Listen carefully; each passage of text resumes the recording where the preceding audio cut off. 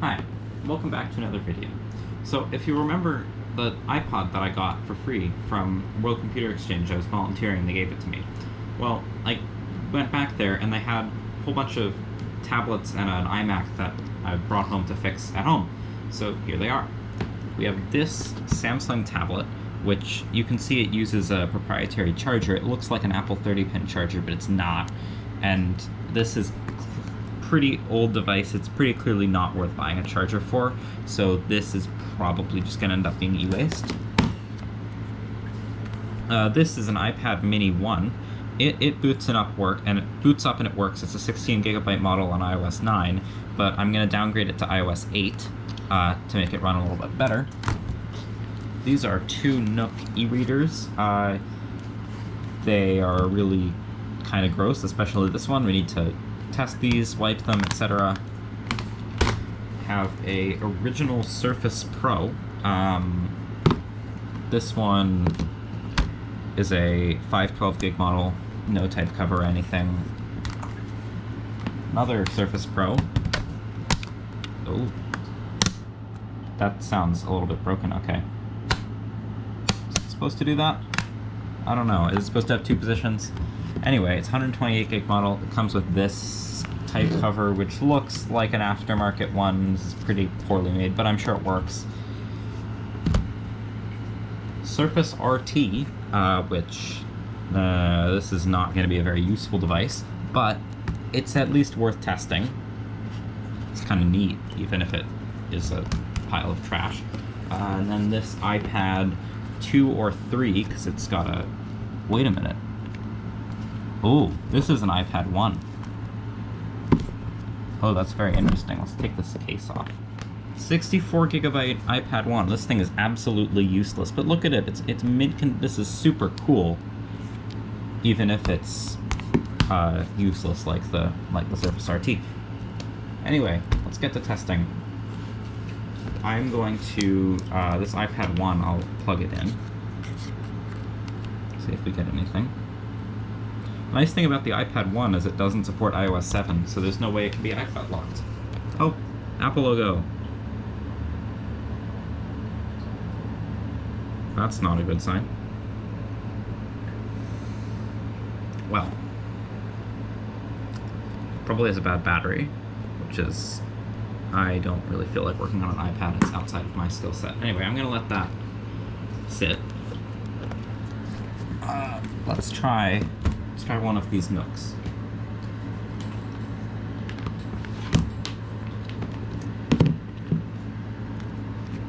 Charging port. There's its charging port. I have no idea how to use one of these things, but I hope it does something when I plug it in. Hey, it's already on. Oh boy. Okay, well.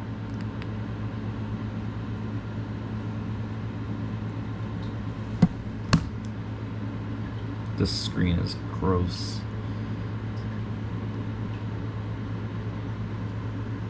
I'm gonna have to Google for how to wipe a Nook device. Anyway, that appears to work. This much cleaner one.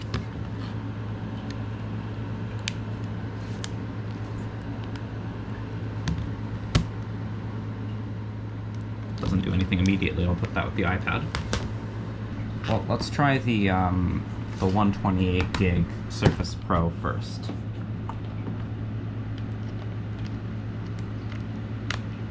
Charger's in.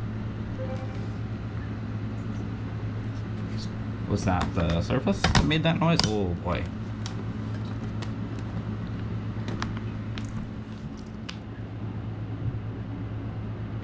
Charger light came on. That noise was not from the Surface, but hey, power.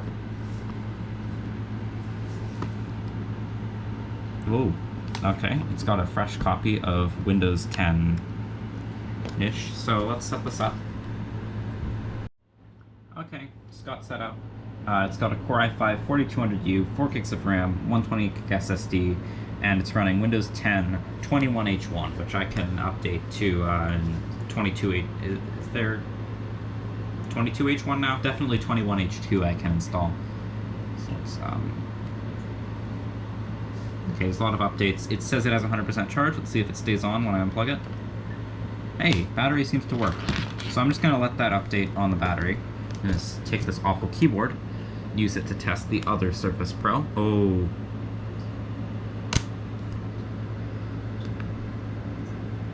Seems like the battery is less working than I thought it was. Okay, well, I mean, it's still usable, I guess. Try the other Surface Pro, the 512 gig one. And the type cover is supposed to have two positions. That's the bottom. The type cover is supposed to have two positions, so you can see on this one that's less broken. It's just that one is so destroyed that it doesn't inspire any confidence. Okay, charge light came on. Let's leave that to charge. This first gen iPad, I managed to get it into recovery mode, but it's pretty clear that the battery in here is bad. If I unplug it, yeah, it dies instantly. So that sucks. This is still an interesting device, and I may make an attempt to repair it at some point, but yeah, that kind of sucks. Hey, it's turning on. Okay, well, oh god, this video is a mess. Anyway, Surface boots.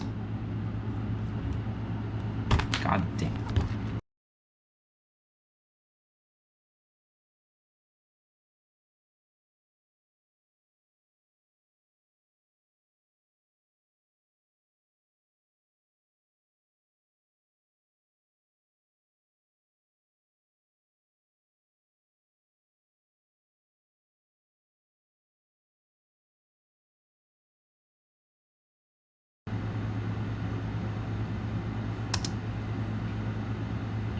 Well, it's got a password, so I'm gonna have to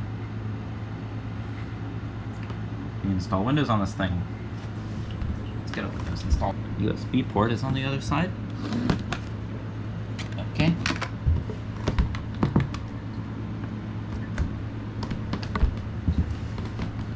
Let's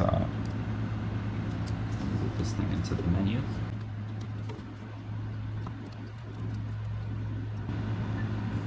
Go into the BIOS settings, because this drive has Ventoy on it, which is a handy tool that lets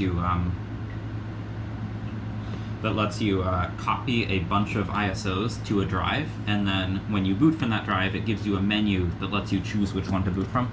Anyway, I'm going to turn off Secure Boot.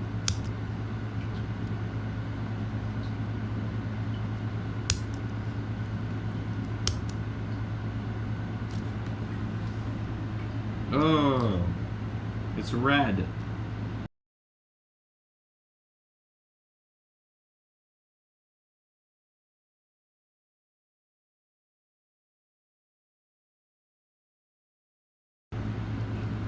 I think I'm not going to go with Windows 11 on this thing.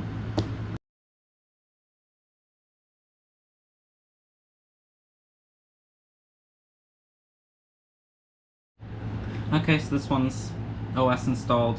i5 4200U as well. This one has 8 gigs of RAM, 512 gig SSD. There's no graphics drivers or anything like that. Everything still needs to be installed. So I'm going to let Windows Update do that, and then this machine should be done. Its battery does not work at all. It just admits to having no battery. It's got a little X there. Yeah. Other than that, this thing works. 27-inch 2012 iMac. You can see it's a bit worse for wear.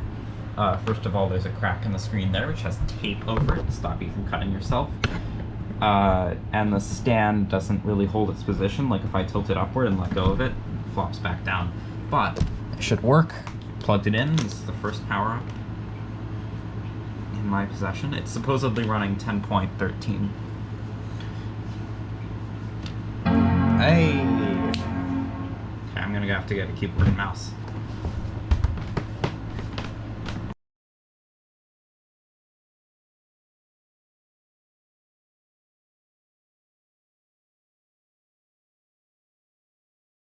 There we go.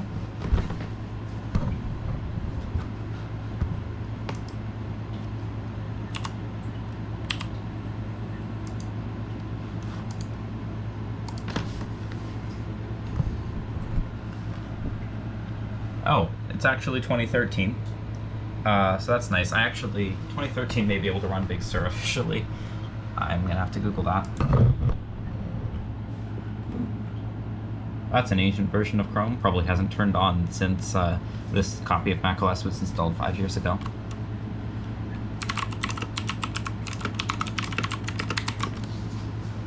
Oh, okay, well, I'm connected to the internet. Okay, so I checked. It only supports Catalina. It has a Apple Fusion drive, which means it's got a 128 gig SSD and a 3 terabyte mechanical drive.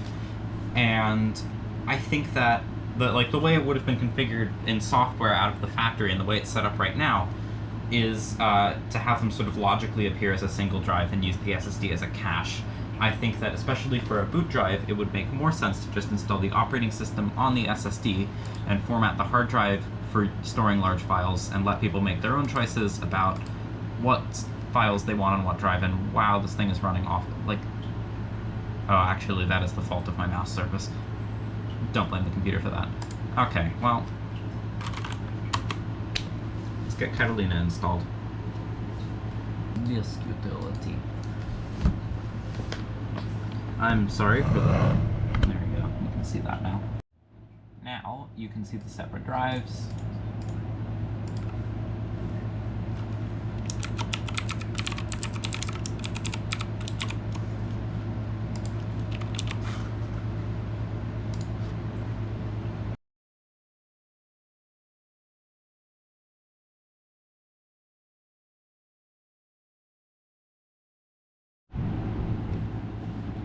Well, this NUC seems to be actually booting.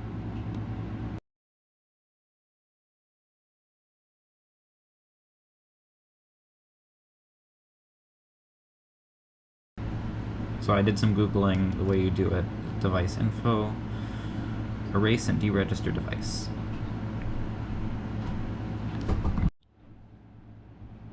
Reset NUC.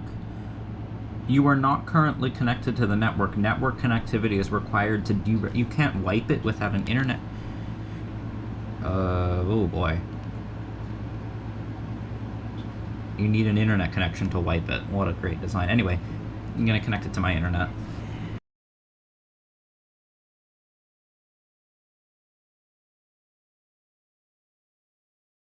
Connected to the internet.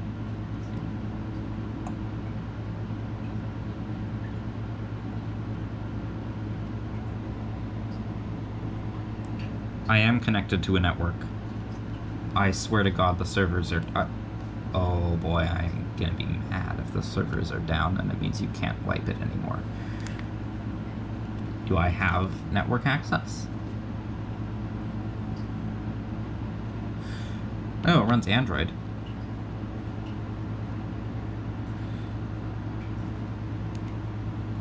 Google.com.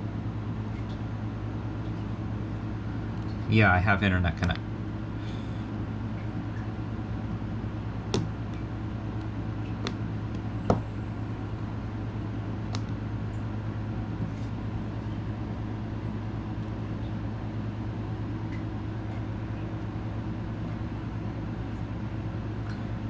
So the servers are down, and you can't wipe it.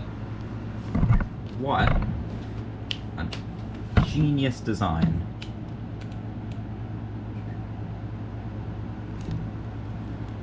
Turn this off. That is awful. Okay, well, I'm gonna have to do more research. It would really suck if these were bricks and we couldn't even give them to anyone because they have personal data on them. Whatever. Hey, so this is the really gross NUC, and I was able to wipe this one. I just hit erase and deregister, and this one did it fine. So maybe it doesn't have a server that got shut down and that one was just having an issue. I peeled off the screen protector and the screen is fine underneath, but it's got like gross stuff that was under the screen. It's ew, ew, ew. Oh, there's a film left by the screen protector. Oh, that's disgusting. Okay, well, this should be free of that screen protector and its awful residue. Now I have to set it up. I really don't want to watch a video.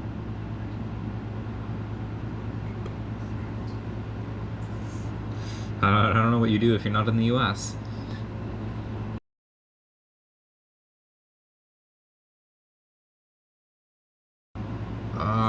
to make an account. Come on. Okay, well, I'm not doing that.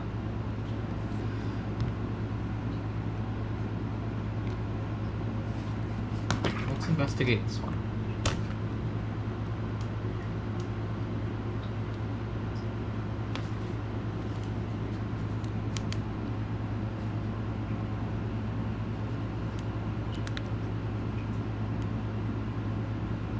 Maybe there's a software update option.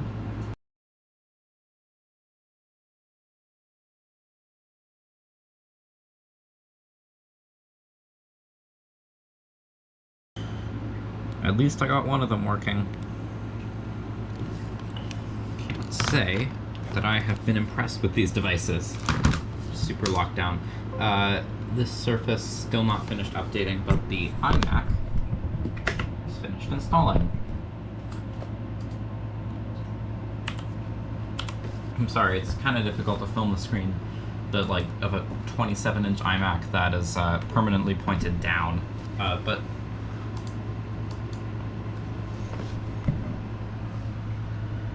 iMac can't pull the year because, oh, there it goes. 27-inch, late 2013, 3.5 gigahertz i7, 32 gigabytes of RAM, Macintosh SSD. Okay, it's weird that whoever bought this machine put 32 gigabytes of RAM in it in 2013, but didn't bother to go with like a full SSD storage setup. Anyway, I need to update it to install the latest security patches, then this should be good to go. Okay, the Surface managed to install all of its updates and drivers and all that, so it's usable. And the performance on this thing is fine. It's a Haswell i5, but the issue is the overall package. Like it's a really thick tablet, and it's not actually thicker than a small laptop from the same time, but because it's all at the top, it makes it really unwieldy to use, and it's only got 2 angles it can be at. I did more research. This keyboard is the official Microsoft keyboard. With this tiny little plastic trackpad. It's 2 square inches. Like, it's no wonder no one bought these things. But it works.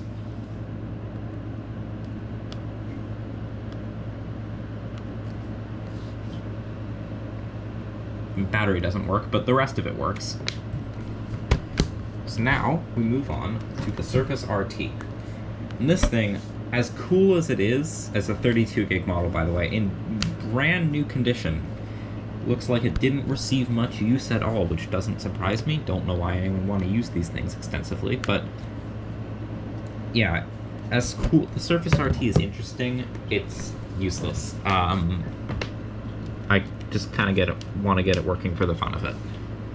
Anyway, let's boot it up. Surface.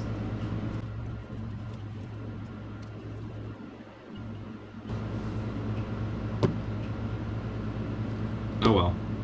Okay. I anticipated this, and I made a recovery USB.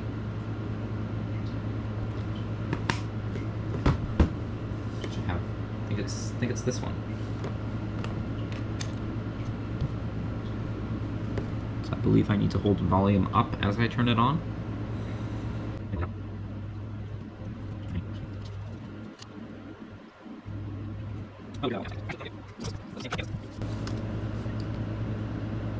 Hold Shift and click Restart to go into the recovery menu.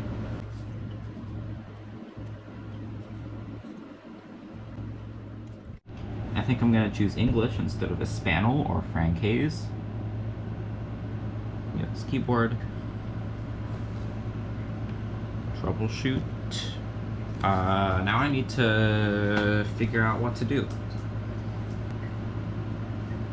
Reset your PC, Windows RT.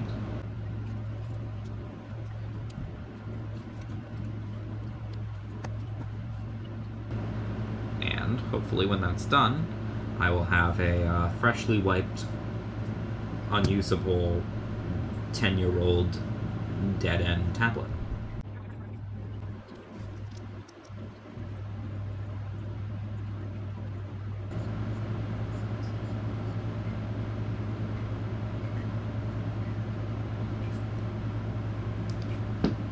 Hey, boot it up.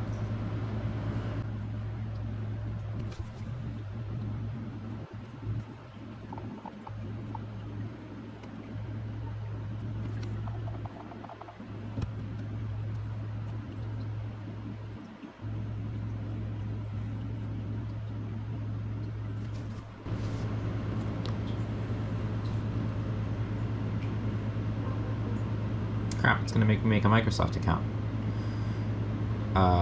Right, I forgot Windows 8 did that.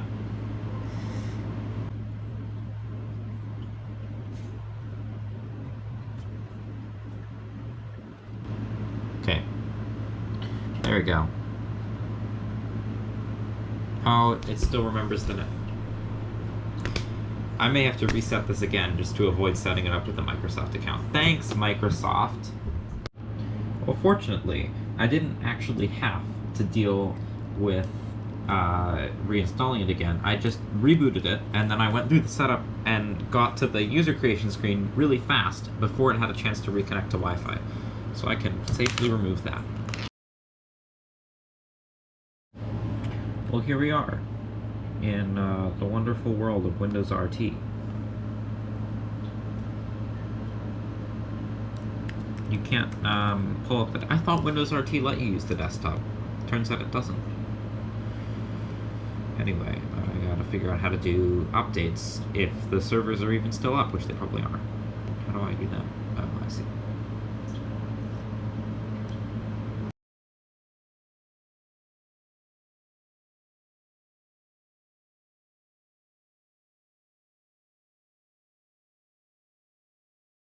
I don't understand why no one bought these.